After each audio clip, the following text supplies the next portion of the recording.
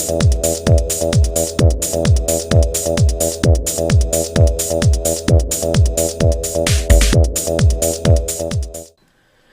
there everyone. Today I'd like to take a casual peek into the DC Universe Classics Dr. Mid-Nite action figure. This is figure number 4 out of wave 12, which is the Darkseid Collect and Connect figure for the wave. I have to thank a fellow YouTuber and very good friend, Garhawk. He actually had an extra Dr. Mid-Nite, and knowing that I was actually anticipating this figure, he was very gracious and generous enough to offer this to me. And it's YouTubers like Garhawk that make the YouTube community a really great place. And I really flabbergasted that he actually offered it to me, and I really appreciate it, Garhawk. Hang loose there. And I'm gonna post the link to his YouTube site. Well, actually, it's not there anymore. It's down there with the new YouTube. I'll go ahead and post it on there. So yeah, take a look at his site. He's very informative in his reviews, and what I really like about his reviews is he has that historical aspect of the character, and I think that's really, really great. Again, thanks again, Garhawk, and continuing on with this review, like I said earlier, I was really looking forward to Dr. Mid-Nite. Looking at all the preview pics from Wave 12, he was the one I was anticipating the most. I really like the character and character design of Dr. Mid-Nite. I think it's really cool. A little simple on the costume, but it's those simple things that make it really worth getting. Looking at the figure in the package here, you can see Dr. Mid-Nite here with Hootie on the shoulder here. And as with the new packaging of the DC Universe Classics, celebrating 75 years of DC Comics, they include a collector button on there. It's a different one for each figure, and it's not just limited to DC Universe Classics figures.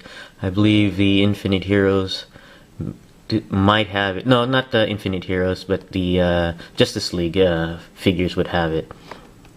And looking over here, one thing I noticed on the new packaging, they don't tell you what particular part the Collect and Connect figure, but it's one of the arms. I don't know if it's the left or the right arm on there. But looking at the back of the package of the new design, they have the biography and statistics right here, all in looks like a larger window. And I actually like this newer design. I think it's actually more efficient than the previous ones. And other figures from Wave 12, we have Eclipso, Spectre, Copperhead, Dr. Mid-Nite, Desaad, or Desaad, I'm not sure how to pronounce it, Mary Batson, obviously Miss Mary Marvel, and Iron. And the variants for the wave, I know, is the Spectre. He has a glow-in-the-dark version, and Mary Marvel, which she comes into with a white costume instead of the standard red. Let's go ahead and open up this figure, and we'll be right back. Okay, we're back, and Dr. Mid-Nite has slipped out of the packaging, and the first thing we'll take a look at is the Collect and Connect piece that came with Dr. Mid-Nite, and that's the left arm of Darkseid. I really like the details on this. It's got that cracking going throughout his arm to make it look more rock-like or granite-like in appearance. I think that's actually kind of neat on there. And next thing I'll take a look at is the button that came with the figure, and the button is actually designed around the figure that the button is included with.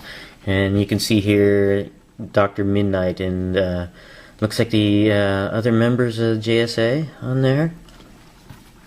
I think that's kind of neat. Here's the back with the 75th anniversary on there of DC Comics. And the final accessory that came with the figure is Hootie, Dr. Mid-Nite's pet owl on there. I like the texturing on here. I think it's actually pretty neat. It only has one point of articulation, but it's the one that owls normally have, is the swivel around the neck, 360 degrees. I don't know if you can see the details. I like the eyes on the owl. It's not like off or anything. I think it's actually pretty neat. And the tail and talons are actually curved to allow the owl to rest on Dr. Mid-Nite's forearm or wrist. I said shoulder earlier. I don't know what I was thinking, but it's the forearm or wrist, and it's on either left or the right one. And as you can see here, he fits pretty snug. If he ever comes loose, I'm just able to squeeze the talons and tail closer together, and he retains the natural curve on there. So I think that's actually kind of neat. Taking a look at the Dr. Mid-Nite figure, I like it. It's a little simple in design, but I really like simple designs on costumes. But it does have detail on here, like the crescent moons on the tunic and the mask. I think that's actually kind of neat, and the belt here, and then the little wrinkles on the tunic here. I think that's actually kind of neat to make it look like a cloth type. The cape here is nice and soft and pliable. That's not rigid or stiff or anything. And the goggles, they're not as translucent like Booster Golds or Blue Beetles. They're painted on with a metallic blue, it looks like. I think that's kind of neat on there. One thing I did have with this is the right leg is bent inward, and that's due to the packaging.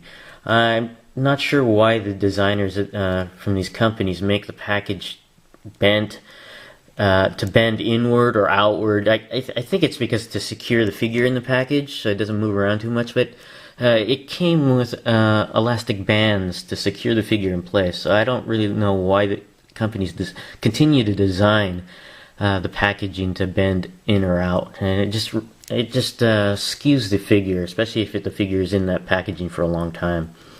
So I may apply the hot and cold water technique on the leg here just to straighten it out a little bit. But otherwise, if you just move or swivel the leg a little bit here, a little bit there, you can actually get him to pose and stand okay.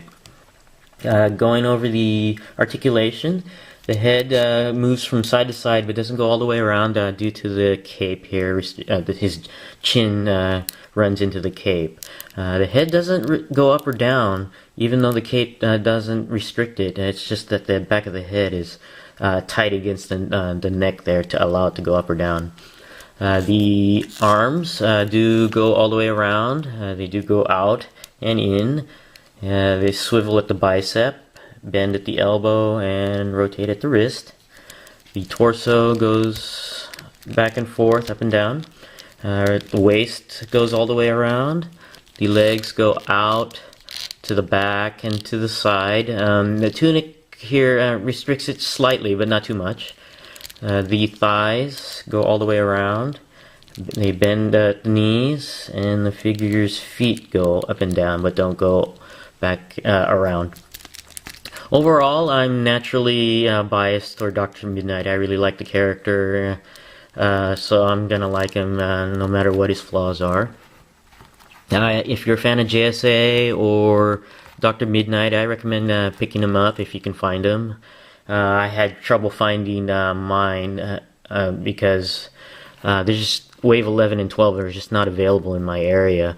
And I really have to thank Garhawk for providing this for me. I really appreciate it. Thanks, Garhawk. And everybody out there, take a look at his site. I think it's actually a very good site. It's very informative, and you get a lot of history of the character that he reviews. But that's my casual peek into Dr. Mid-Nite out of DC Universe Classics, Wave 12. Thanks for watching, and I'll see you next time.